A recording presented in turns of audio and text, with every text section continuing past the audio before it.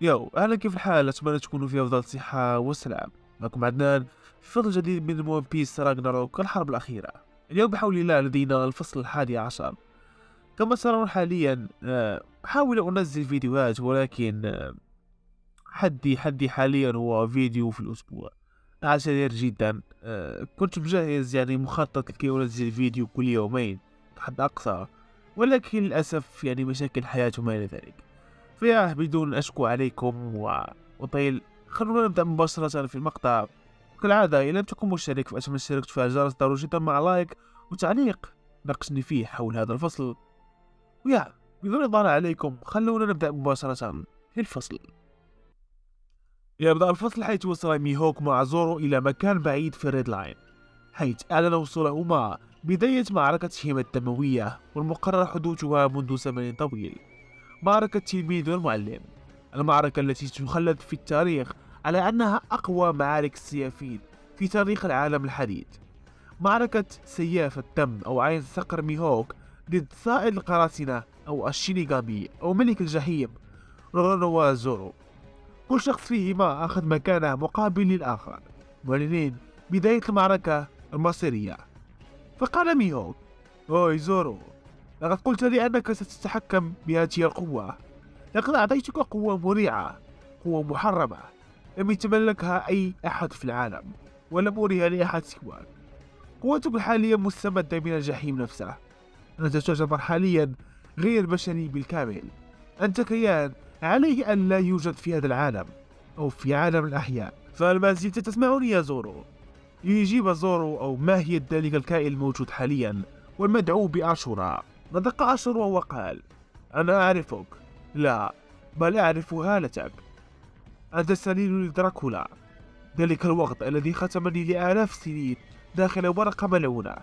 ليقول ميهوك: أشورا، ما الذي تفعله في عالم الأحياء؟ لماذا استحوذت على زورو؟ ما هي الشروط التي كانت في العقد بينك وبينه؟ يجيب أشورا: شرط واحد وبسيط، إن أراد استعمال قوتي فعليه نيل اعترافي، وأن لا يضعف أبدا. في الوقت الذي يصبح فيه ضعيف سأستحوذ عليه. هذا كان هو الشرط الوحيد، وقد وافق عليه. وإن أراد استعادة جسدي فعليه الاستيقاظ، ولكن للأسف فهو جد متعب وضعيف، لهذا لن يكون قادر على الاستيقاظ لوقت طويل جدا. فقاطع ميهوك وقال: إذن فواجبي كمعلمه أن أساعده في ذلك، وأن أرجعك للجحيم الذي أتيت منه. ليستلم ميهوك سيفه العظيم، وأظهر نية سيفه مستعدا لقتل تلميذه في هذه المعركة إن اضطر. لينطلق ميهوك في اتجاه زورو، ورفع السيف للسماء مقوٍ بذلك قوة ضربته ومداها. وفي الجانب الآخر ظهرت 6 أذرع لزورو متخذا شكل أشورا الكامل جزئيا. أمسك سيوفه الثلاثة، وظهرت سيوف أشورا الثلاثة الأخرى من اللامكان على شكل هالات. فأنزل سيوفه للأرض مستعدا لرفعها، فرفعها كأنه يرفع الريد لاين بحد ذاته يضرب السماء. ونفس الأمر انطبق على ميهو، رفع سيفه للسماء وأنزله كأنه ينزل السماء على الريد لاين، والتقت سيوفهما من جديد، وعملت موجة ضخمة من الصدمة. لم تكن بحجم الأولى، ولكنها كانت قوية جدا. كلا الطرفان تراجع وأحس بقوة الآخر أمامهم. عرف أن أمامهم معركة شرسة ومرعبة. هذه المرة عاشورا هو من بادر بالهجوم، خطا خطوة وأصبح وراء ميهوك. كانت سرعته مرعبة وأشبه بانتقال آلي. أراد من خلال ذلك الانتقال وراء ميهوك أن يقضي عليه بسرعة من الخلف، ولكنه نسي لماذا يسمى ميهوك بعين الصقر. فهو لم يأخذ هذا اللقب من فراغ. تمتاز أعين ميهوك بقدرة مرعبة، قادرة على رؤية المستقبل البعيد، وتحديدا أدق الحركات البسيطة. فأبسط حركة في أي عضلة من جسدك تطلع على خطتك بالكامل ومسار حركتك قبل حتى أن تفكر بالتحرك. فبمجرد أن وصل عاشورا وراء ميهوك وجد سيفا مغروسا في صدره. وراء ميهوك أحس وعرف بحركة عاشورا الغدارة قبل أن يتحرك، فوجه سيفا للوراء بدون أن يستدير. في نفس لحظة وصول سيف ميهوك خلف ظهره وصل عاشورا وطعن بذلك السيف العملاق. حركة جد ذكية من مخضرم في القتال، وهكذا تنبؤ مرعب مثل ميهوك. زالت آشورا يتكبد خسائر ضخمة. الخسائر لم تكن لآشورا في الجرح، فذلك الجرح يعد بسيط نوعا ما وسيشفى في النهاية. المشكل هي أن تلك الطعنة لم يكن الهدف منها هو إضعاف آشورا جسديا، بل كان هدفها إضعافه من الداخل. كانت كرسالة من ميهوك لزورو عن طريق الهاكي، تقول له ببساطة: استيقظ. فقال ميهوك: معركتي ليست معك يا آشورا، بل مع صاحب ذلك الجسد، فلتغرب من هنا الآن. فأنت تلوث نزالا مع تلميذي، فلتنهض يا زورو، فشرفك على المحك هنا، شرفك سياف يتذمر، فلتنهض. هنا فجأة خرج السيف من صدر زورو، فسقط جسده على الأرض، وبعدها قلت تلك الهالة مشؤومة، وأصبحت أكثر اتزان مما كانت عليه.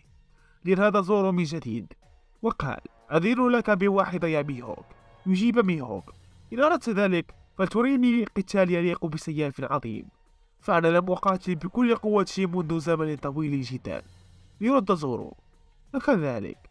يفتح عينها المسدودة وظهرت عين مثل عين ميهوك وإيمو، ولكن المختلف هو أن عينها باللون بنفسجي، أما عين ميهوك فتحولت للون الأحمر القرمزي مثل الدماء، وأصبح لون جلده شاحب، وظهرت أنياب طويلة، وأصبح الجو في المكان أكثر برودة مما كان عليه، والضباب يغطي المكان بأكمله.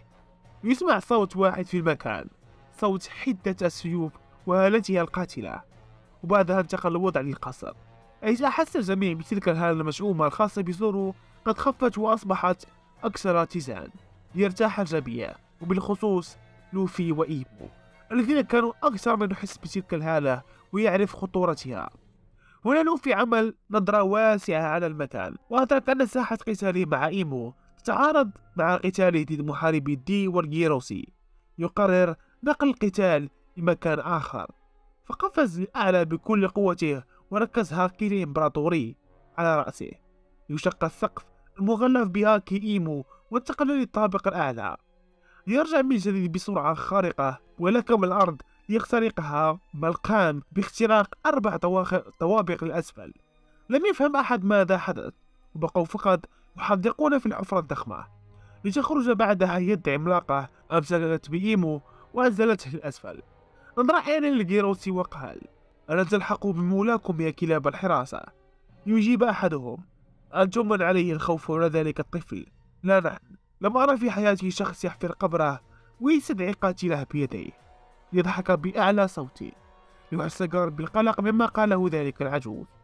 لذا باريون يده على كتف غارب وقال: لا تخاف، لو تعرف ما رأيته في القمر أثناء تدريب حفيدك لما شعرت بأي قلق الآن. إن لوفي قوي، لا بل قوي جدا. الآن عليك فقط التركيز على الوحوش أمامك، ففي أيامهم منذ زمن طويل كانوا عبارة عن جلادين وسط العالم، فلتركز على ما يوجد أمامك، لأني لا أبالغ عند قولي أن حياتنا على بحك هنا. وإلى هنا أكون قد انهيت الفصل 11 من سيناريو راجناروك ون بيس الحرب الأخيرة.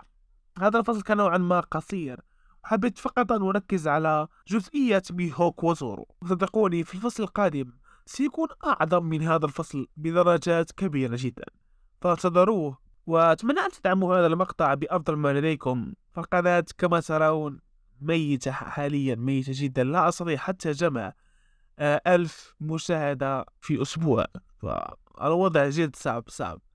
فيا بدون طلع عليكم، كان معكم عدنان، في أمان الله.